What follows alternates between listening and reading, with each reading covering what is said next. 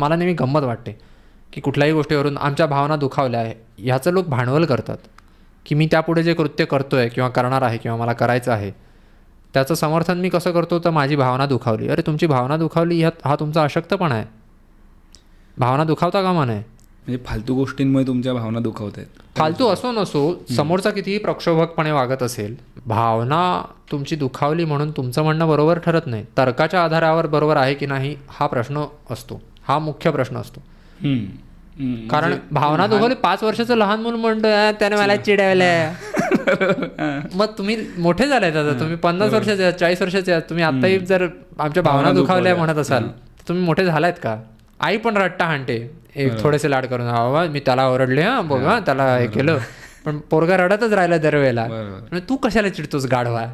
लोकांना वाटतं की अरे आम्ही इतके जण मिळून चिडू की कोणाची हिंमत होणार नाही. पण म्हणजे तुम्ही सामूहिक रडेपणाला काय अर्थ आहे ना? होत्या तुम्हाला वाटते लोक तुम्हाला हसत नाहीत, पण लोक हसतायत.